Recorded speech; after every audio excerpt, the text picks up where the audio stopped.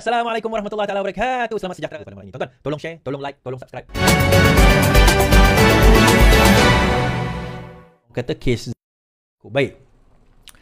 Saman fitnah 10 juta. Ni kes saman fitnah 10 juta Apandi Lim terhadap Apandi. Mahkamah Rayuan menetapkan 10 Oktober ini untuk keputusan berhubung rayuan bekas Peguam Negara Tan Sri Muhammad Apandi Ali terhadap keputusan Mahkamah Tinggi yang menolak saman fitnah 10 juta yang difailkan beliau terhadap Lim Kit Siang. Datuk Dr. Hadriah Said Ismail yang mengetuai panel 3 hakim berkata mereka memerlukan masa sebulan untuk menyampaikan keputusan itu. Beliau berkata keputusan mahkamah akan disampaikan secara fizikal pada 10 Oktober ini. Dua lagi hakim, Datuk M. Gunalan dan Datuk Azmi Arifin mendengar penhujahan Peguam Ruben Matia Varanam yang mewakili Muhammad Apandi, manakala Peguam Sanggit Kaudio mewakili Lim.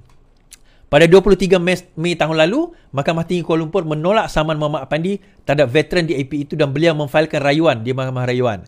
Muhammad Apandi menyaman Lim kerana didakwa memfitnah beliau dalam artikel mengenai skandal 1MDB. Dalam saman in the file 2019, Muhammad Apandi mendakwa Lim telah menulis dan membawa kepada penerbitan artikel bertajuk Dangerous Fallacy to Think Malicious on the Road to Integrity dalam Malaysia kini. Beliau mendakwa perkataan berunsur fitnah dalam artikel itu membawa maksud bahawa beliau terlibat dalam jenayah dan bersubahat dalam skandal keuangan 1MDB. Seorang individu yang tidak bermoral dan berintegriti, tidak beretika serta telah menyalahkan guna kuasa sebagai Ketua Peguam Negara. Muhammad Afendi menyandang jawatan itu daripada 2015 hingga 2018. Beliau menuntut ganti rugi sebanyak 10 juta ringgit. Pada prosiding hari ini, beliau menegaskan tidak ada bukti menunjukkan Muhammad Afendi mengambil bahagian, menggalakkan atau membantu dalam skandal 1MDB. Bagaimanapun, Sanggiri Kaur berhujah dalam Hakim Mahkamah Tinggi adalah betul dalam dapatannya untuk membenarkan pembelaan Lim bagi justifikasi dan keistimewaan yang layak serta menolak tuntutan Muhammad Apandi terhadap anak guamnya. Beliau berkata Hakim Hazim telah mempertimbangkan dengan teliti dan keterangan saksi-saksi itu tiada salah arah olehnya dalam membuat keputusan. Okey. Dan kes ni berlarutan tempoh hari bila Apandi Ali saman Lim Guan Eng Apandi Ali saman Lim Guan Eng mengatakan beliau telah difitnah dalam kes ini. Antara sebab kenapa dikatakan beliau difitnah, dikata dalam tulisan Lim Guan Eng mengatakan beliau tidak berintegriti dan terlibat dan terpalit dalam kes 1MDB.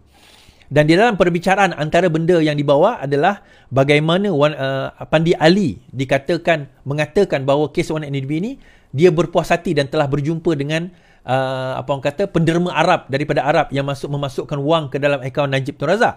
So akhirnya di dalam mahkamah tersebut beliau tidak berjaya produce the evidence yang mengatakan sedemikian, dan akhirnya disebabkan oleh itu maka justifikasi ataupun komen yang dibuat oleh Lim Guan Eng itu dianggap adalah betul dan permohonan Apandi untuk menyaman Lim Guan Eng telah pun ditolak oleh mahkamah. Okey, jadi perkara tersebut telah dijadikan reference oleh Mahkamah Tinggi untuk menolak saman tersebut. Kita boleh masuk ke perkara yang utama. Semalam tuan-tuan, ni nak ceritalah semalam. Semalam ucapan daripada Muhyiddin Yassin telah pun mengemukakan bahawa haram bagi mengundi calon bernama Shahrizan di Pulai. Dalam memakai kopiah, dalam cubaan memakai kopiah, si Muhyiddin Yassin mengeluarkan satu fatwa. Dan fatwa dia mengatakan bahawa haram sebenarnya untuk nak mengundi calon Pulai, calon Pakatan Harapan ini. Dan semalam dalam satu live TikTok adalah 2-3 orang, seorang lah dia nampak. Dia kenapa kerajaan tak ambil tindakan tegas? Ni dudak dia bising dia. Saya macam dia orang nak suruh saya naik kan, tapi saya macam kadang-kadang tuan-tuan, yalah, malaslah saya nak naik nak cerita satu persatu dengan benda orang macam ni. Orang tak faham macam mana prosedur itu berlaku sebenarnya. Saya macam malas nak terangkan. Benda itu akan berlaku. It's just a matter of time. Lepas tu ada orang kata, asyik muka aku je buat police report. Buatlah. Apa yang susah sangat dah buat police report? Kalau kau rasa benda itu mengancam dan sebagainya, buatlah police report. Itu pun nak komplain ke? Tapi lepas tu komplain kenapa kerajaan tak buat laporan, tak buat tangkapan dan sebagainya. Buat je lah police report. Buatlah sebanyak mungkin police report. Kita sebagai rakyat buat police report. Dan akhirnya daripada ucapan tersebut, ini kenyataan polis. Polis buka kertas siasatan kerana fatwa dikeluarkan oleh Muhyiddin. Polis Diraja Malaysia membuka kertas siasatan terhadap Tan Sri Muhyiddin Yassin yang didakwa mengeluarkan kenyataan bahawa haram mengundi calon Pakatan Harapan Shahrizan Khalid kayat pada pilihan raya kecil Parlimen Pulai Sabtu ini. Ketua Polis Negara Tan Sri Razauddin Hussein berkata siasatan terhadap pengurusi Perikatan Nasional itu dilakukan mengikut Seksyen 505 Sub B Kanun Kesiasaan kerana mengeluarkan kenyataan yang menimbulkan ketakutan dan kegentaran awam dan Seksyen 233 Akta Komunikasi Multimedia. Beliau berkata PDRI menerima satu laporan mengenai kejahatan Muhyiddin itu dibuat di sebuah balai polis di sini dan siasatan dijalankan unit siasatan jenayah terkelas Jabatan Siasatan Jenayah Bukit Aman.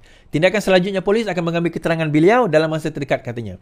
Sabtu lepas ahli Parlimen Pagok itu semasa ceramah di Dataran Utara Kempas di Johor Bahru berkata mengeluarkan kenyataan haram memberikan undi kepada Syuhaizan. PRK bagi kerusi Parlimen Don Simpan Jalam dialihkan susulan kekosongan. Baik.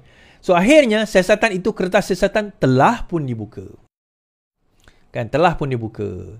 So dalam kenyataan ini tuan-tuan, saya rasa kita pun saya tak tahulah tuan-tuan. Ni orang-orang macam ni apa dalam pemikiran mereka sebenarnya?